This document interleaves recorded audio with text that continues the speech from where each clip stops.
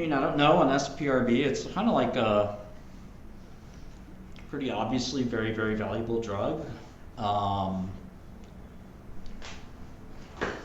There's not a lot more to sort of say than I already said. I do think it'll go to 500, sort of 500 to 800.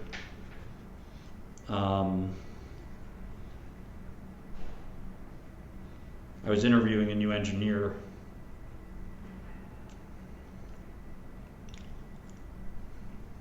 We might hire him. I like him.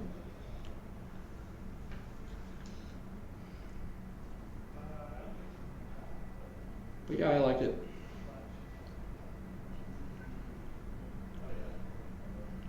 Well, the news just came out today. Yeah, I'm long.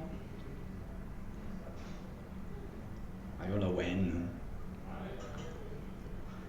I mean, they have, they're going to file for FDA approval in a few months. So I think more and more Wall Street traders, especially after what they just saw, if you're a hedge fund or something, you don't realize this is the next Synergiva or other rare disease kind of startup. It's pretty cool. So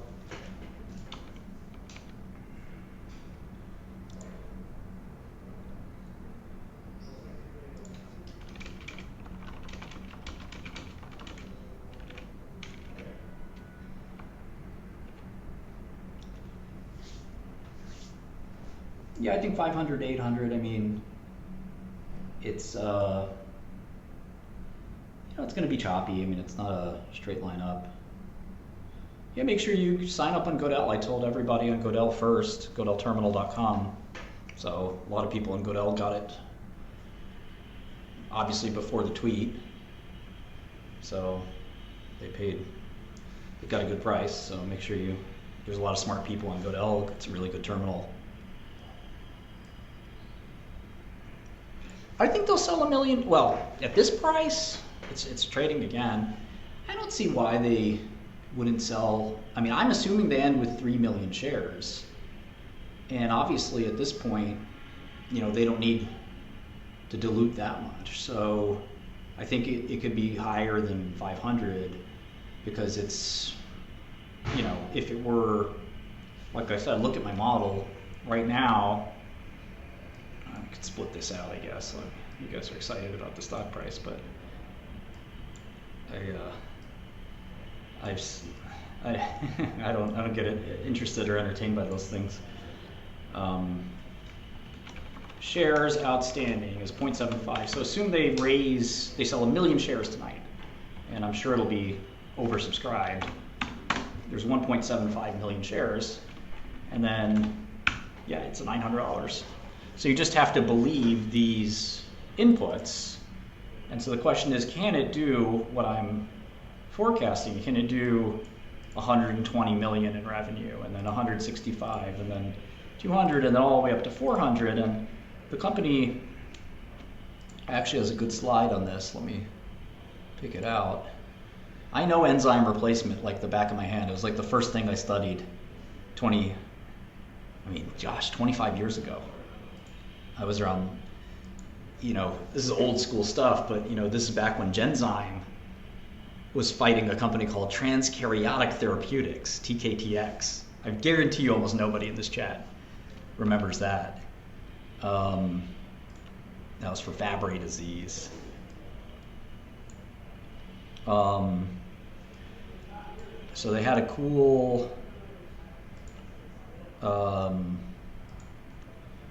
slide. Let me see if I can find that. Slide. Of course I can't find it now.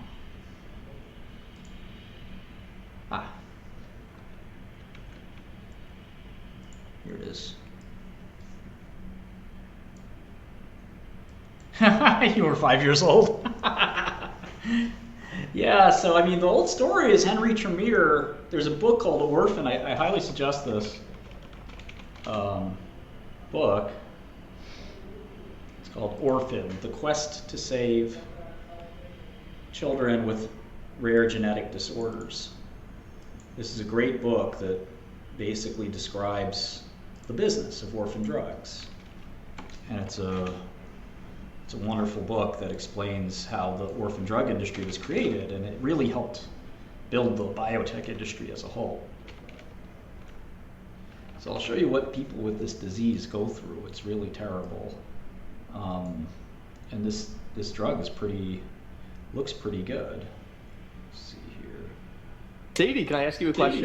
Question for you. Let me hold this. Let's listen. Let's listen to what his question is. What do you like to do with your mom? What do you and mommy like to do? Do you like to cuddle with mommy? Can you tell him? Can you tell we like to cuddle? Cuddle.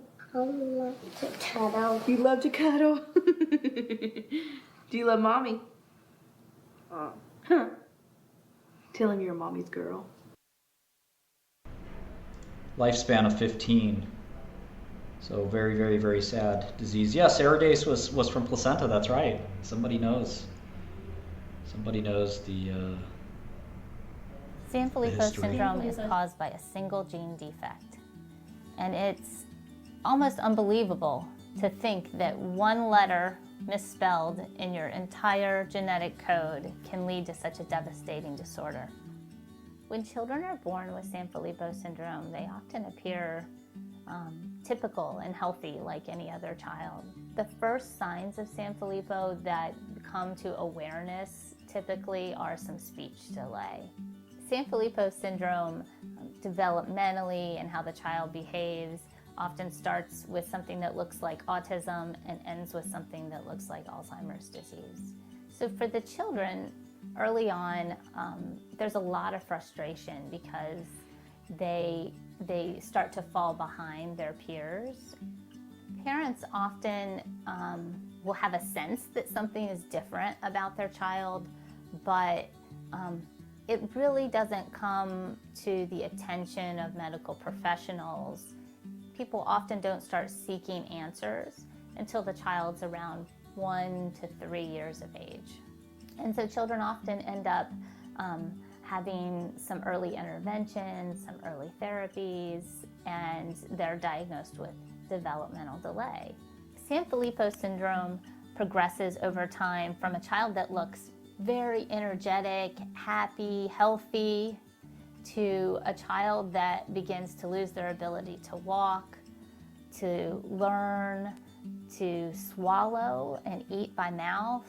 They develop seizures and movement disorders and eventually are bedridden and pass away typically in their early teens. So these things are really, really tough as a parent to just be starting to get to know your child's personality.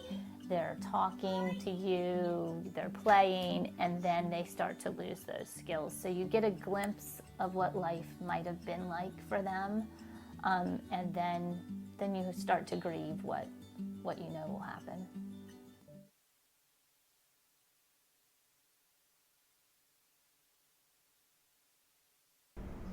So in this disease, you are missing an enzyme that metabolizes, it breaks up this heparin sulfate. So it's NAGLU, and you don't have NAGLU because you have a gene that won't make NAGLU. So you get the drug, which is synthetic NAGLU.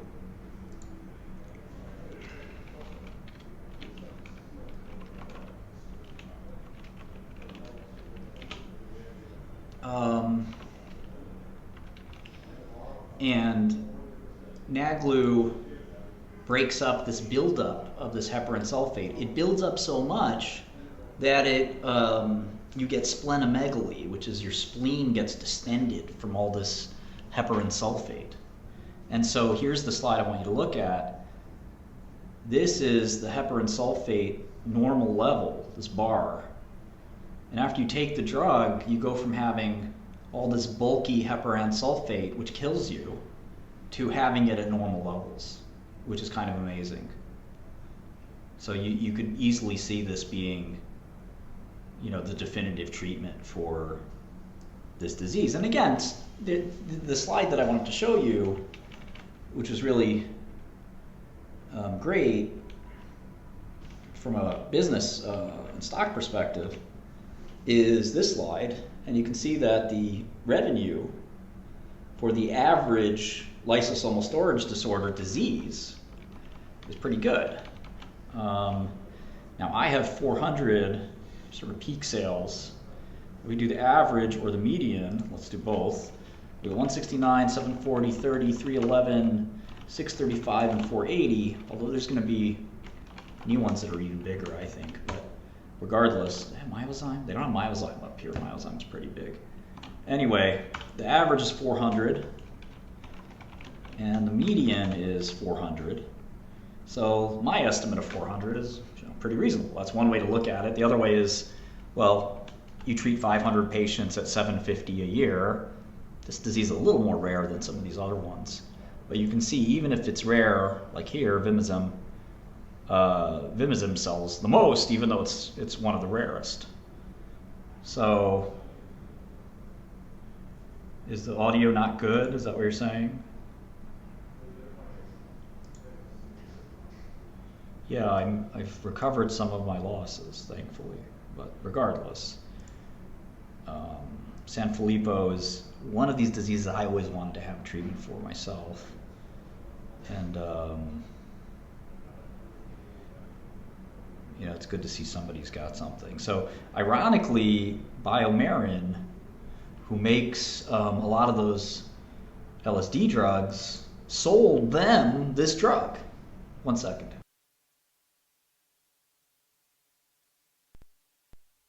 And you might say, why would Biomarin do that? Well, Biomarin's a weird company, man. They also did this for CPRX. So I was there. I had my own rare disease drug company at the time. It's called Travere now. At the time, it's called Retrophin. And I hired a guy from Biomarin who, well, I'll just leave it at that. Anyway, this guy, there was the US rights for this drug, Firdapse, and Biomarin basically didn't want it. It was too small for them. So they sold it to this company, Catalyst. And Catalyst was a microcap. And now Catalyst is worth $2.5 billion. So Biomarin sometimes will give away these pretty good drugs. Is it going to be a $1 billion drug? No. Could I even be overestimating it by a little bit? Sure. I could knock down the prices or knock down the drug a little bit. Still $400. So, and I'm not giving them all kinds of credit that I should for other things like just interest income or something like that. But it's more or less kind of what I think. Somewhere between 400 in the sort of cautious case and up to $1,000 for the high case.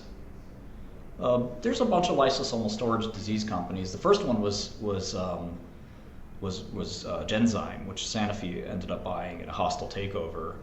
After that, there was a company at the same time, roughly, called Transkaryotic Therapeutics, which was called TKT. TKT was acquired by Shire, and then Shire went through a lot of transformations and ultimately became Takeda. So in any event, the LSD space was very interesting. Alexion was another family favorite. We had a lot of Alexion. And so that's why I know Sarepta so well and these other things. I mean, this is my life, is these rare, crazy diseases. I mean, that's what I like. And there's a cool way to help people and make money. And, a lot of people don't like me because I talk about that stuff. But I don't really care, because if you talk to the people that actually have these diseases, they don't, they're not, they don't care if somebody makes money. They want somebody to make money. I met so many of these families and they say, I hope you make billions of dollars. I hope you're richer than Jeff Bezos if you make a treatment for my son who's dying. The hell do I care? I hope you make all the money in the world. And I think that's really important. I think the people who are already have the damage done will not be helped, quite frankly. It'd be nice if they did, but in the history of LSD, lysosomal storage diseases, typically if the damage has been done, you're not going to recover a lot of function. You might stop somebody from having more damage, potentially, but I don't think you're going to end up, sort of restoring function once you've had a lot of damage, developmental damage. So that's just kind of the reality of most of those types, most diseases in general, I'd say. So, but it's what's interesting about this company and the stock is that before today, I don't think any of these hedge funds or mutual funds never heard of this company. Now, they got to see this and say, well,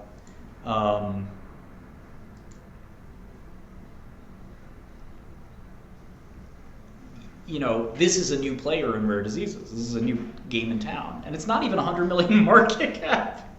So it's going to be a pretty good ride up, I think. I can see it easily get to 200 or 300 even within a week or two. I mean, I don't know, nobody knows these things. I thought quantum was going to stop going up too. But if I'm sitting at Adage or Citadel or 0.72 or Fidelity or whatever, and I made a lot of money in Alexion or I made a lot of money in Synergiva a long time ago, I know these rare disease companies. I like it when a company has a brand new rare disease drug and you're telling me this thing's only 100 million market cap. Well, it could easily be $1 billion. You do have to factor in the dilution, no doubt about it, but depending on how they handle themselves, they may not go out and sell 1 million shares. 1 million shares would be $120 million right now. They don't need that. They only need 50 million. So if they only dilute 250,000 shares, that would be wise. That's what I would do if I were them. Now, I can't tell them what to do. I think it would be smart for them not to sell 1 million shares and just sell 250,000 shares or 500,000 shares or something like that. But in my model, I even expected them to sell 3 million, total of 2.5 million shares to get to 3, and I still got a $500 price target. If they don't hit the dilution button too hard, you could easily see 800, 1,000, something like that. And again, you look back in the history of these rare disease companies, I mean, $1 billion bare minimum is a typical, if you can sell 100 or 200 million of drug, $1 billion is pretty much a layup. So I think that's what's going on. I feel pretty strongly about that. Again, drugs are these kinds of drugs are my specialty. And if you look at that slide deck, let me see. Keep misplacing it. Ah, yes.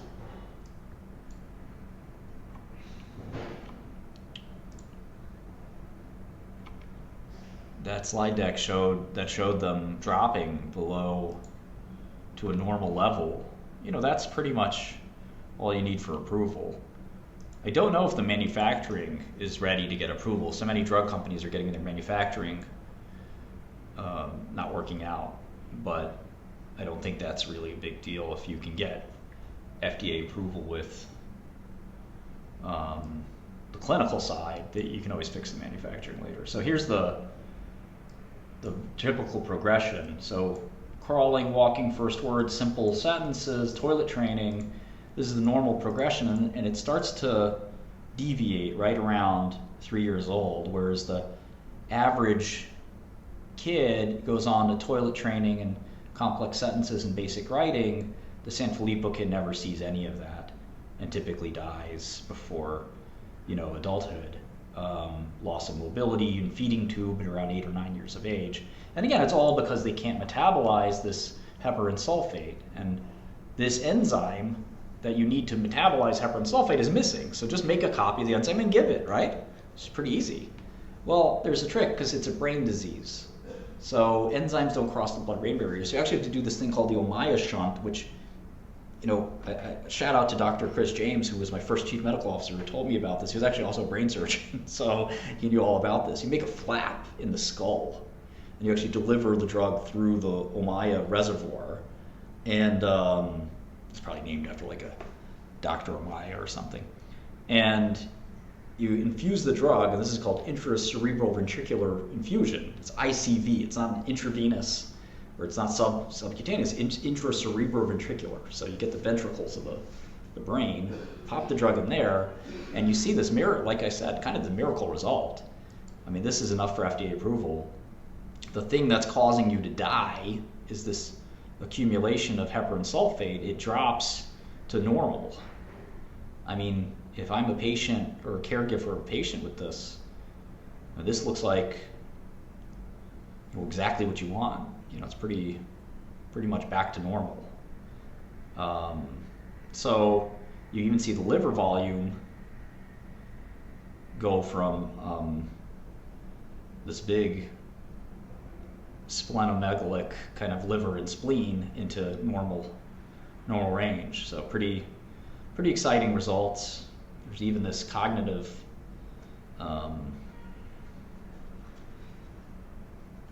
profile that's really helpful. A little hard to read this graph, but it looks like it helps normalize cognition a bit there.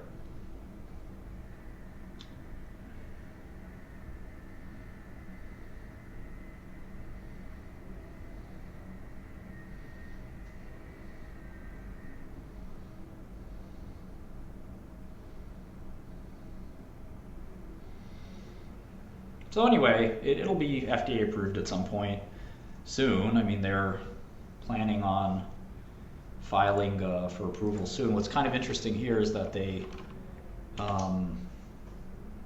got breakthrough designation, which I don't think the FDA would give that right before FDA approval filing. So the breakthrough designation is pretty nice. And they said that, here's the magic sentence here. This is why the big rally today. FDA confirmed that the cerebrospinal fluid heparan sulfate is a surrogate biomarker reasonably likely to predict clinical benefit and could serve as the basis for accelerated approval. Basically, I think they'll do it. So they're going to file in Q1, and then they probably get approval by Q3. I mean, maybe Q4. Now again, the manufacturing of this drug is, I think, tricky, and if they're ready to get approval on that is the big question. But either way, what happened with Scholar Rock is the FDA said, or other companies, you got to do something else for manufacturing, but we're gonna approve you on clinical, but you still have to fix the manufacturing. So the drug's not approved yet, but the clinical side we're satisfied. So that happens sometimes as well. It doesn't matter that much, DDDD. I mean, if they go out tonight and sell 500,000 shares, I'll be really happy, because they'll have 70 million and the market cap will be 250, and that's still unbelievably cheap for the next LSD drug. I mean, on Wall Street, lysosomal storage drugs are kind of very prized because, like, we've just seen so many of these and they're all successful. They've almost never been not successful. So that's kind of the way that is. Yes, I'm still short quantum. And please don't make fun of me. Don't you dare make fun of me. I don't like it when you make fun of me. And it makes me want to not stream. So please stop making fun of me. It's not cool at all.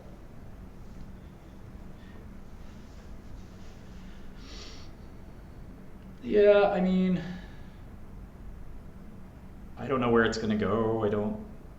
Well, you can always manufacture it. They made it for the trials. The question is, do they have to run a new batch or do stability or do new methods development? These things can take, a couple of quarters, but in the life cycle of a drug, they're going to sell this drug for the next 20, 30 years. It's not going to, I don't think it'll be problematic. Well, I told everybody on Godel as soon as I could, and then some other guys said that I said it, and then it started going up, which was really annoying. So then I just said it out loud because I didn't want this other company to be telling their customers what I'm saying. It's a little annoying. But you know, it is what it is. I think a realistic market cap's $1 billion. I mean, I just got to keep in mind the share count is so low that you're going to get more shares outstanding. So maybe a safe way to do it is just say there's 2 million shares outstanding, which is very conservative. And if you say it's $1 billion market cap, you know, it's pretty simple to do the math. That's $500 a share. So yeah, Matteo, they reverse split, so the shares outstanding are not accurate on many platforms. Interestingly, Google has it correct. Google has it at the correct market cap, which is 77 million right now. And anybody that's been trading a while knows that 77 million is pretty small. No, my performance is different right now, Syntoma. I don't have it wired that it changes the performance at any given moment. That's not what I do. You'll know my performance tomorrow.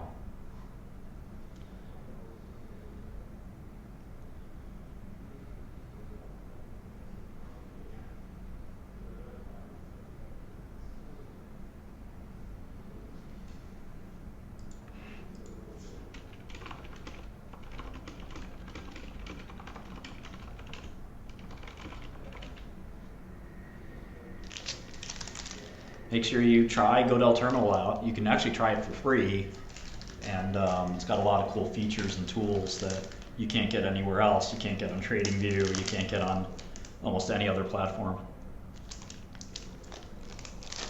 Thank you, thank you. Yeah, Mr. Marvel, something like that. We'll see.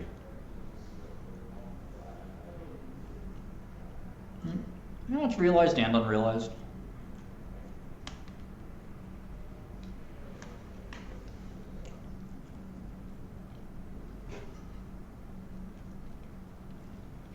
Yeah. There's no doubt it would get approval because on the clinical data.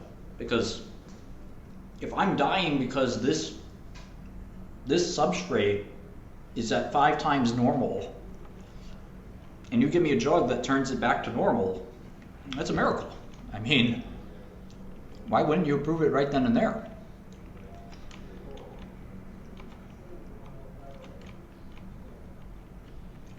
That's a no-brainer. And it's actually published data too. There's a publication.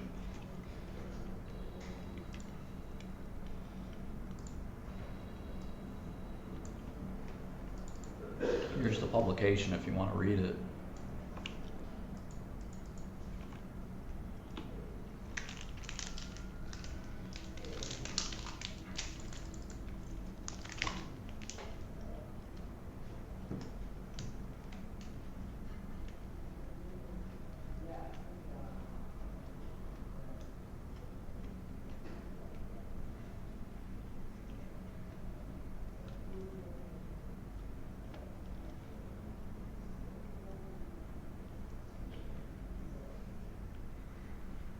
I mean, this is amazing. Take a look at this.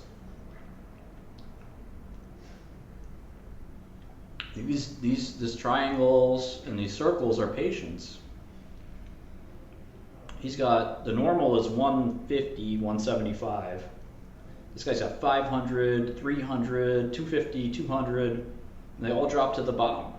They're all clean.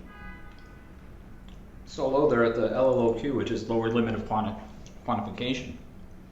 Look at this guy.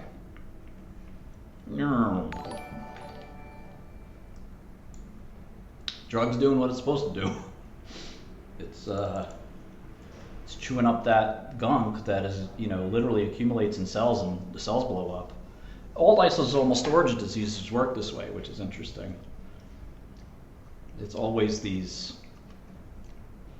cells that are just basically bursting with, you know, these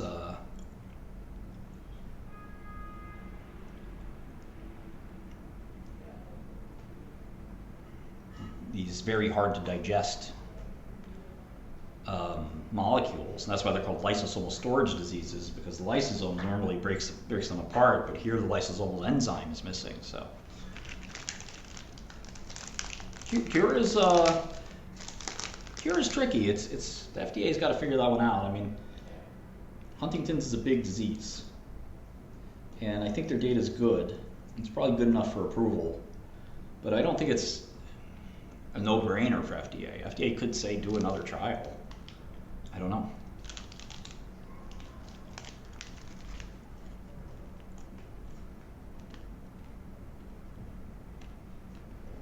Her name here is 100% right. How do you get better at biostatistics? Oh, I guess you read books like this. In all seriousness, you know, learn what a p-value is, and you basically are good to go. You don't need to know how to do a pi notation and integrals and summations, and any of these things are pretty monotonous. Directed graphs. Just learn basic biostatistics. You can probably do it in a week. We're doing 4:30? No other diseases, Jim. All it does is one thing, which is breaks one molecule apart, dissolves it.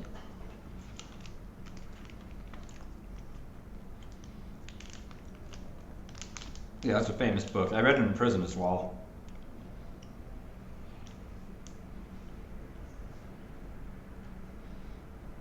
I think I'm gonna take some time off trading. This fucking quantum thing has gotten me really ticked off. Can we ban Arif Hussein? You're done. You're done. You don't talk to me like that, okay? I'm off probation.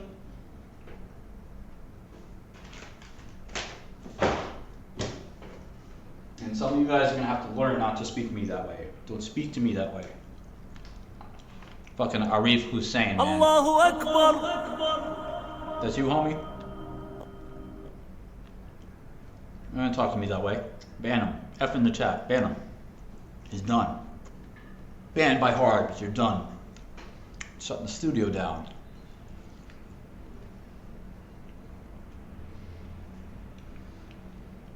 Got clipped. Roses and F's in the chat. He died like a dog. He died like a dog. He died like a dog.